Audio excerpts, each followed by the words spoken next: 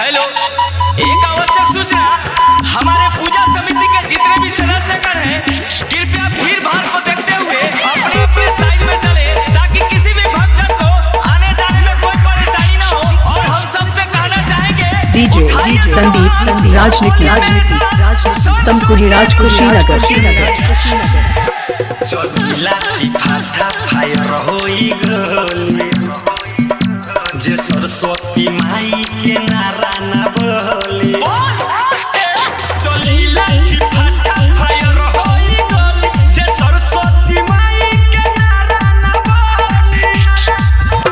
होवे एक फसन माथे गमछा लबान, होवे एक फसन माथे गमछा लबान। झुमा सब लोग मूर्ति घूमी फरटली।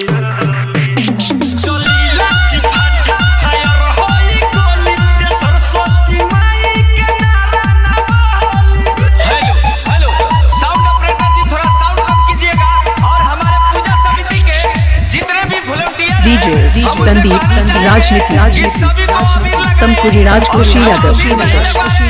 उनसे कहना चाहेंगे कि आप करम ना ता पार करम, अजय अबीर का लगवाई ओकर का पार फार। सरस्वती माई के विदाई हवे सबके हुआ बिद लगाई। सरस्वती माई के विदाई हवे सबके हुआ बिद लगाई। कोरे में लाइन बाजी जौन होई राज, जे कलम त खेलले हम खूने के होली।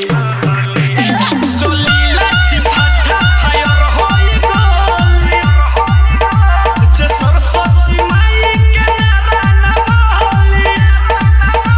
चलिला फाटा फायर होई गोली, जे सरस्वती माई के नारा न बोली। हेलो हेलो, अरे साउंड ऑपरेटर साहब थोड़ा साउंड बंद कीजिएगा। हां, ए मामी वाह, ए रंगदारी को रंगदारी तक। डीजे संदीप राजनीति गाजीपुर हारी ओम नगर।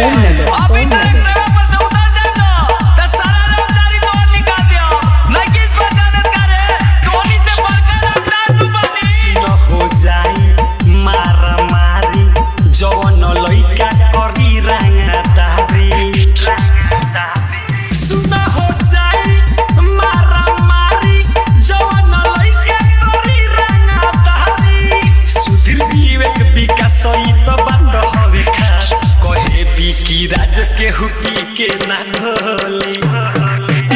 चलिला फाटा फायर होई गोली, जे सरस्वती माई के नारा न बोली। मिक्सिंग के लिए संपर्क करें मोबाइल नंबर 95 010 51 335।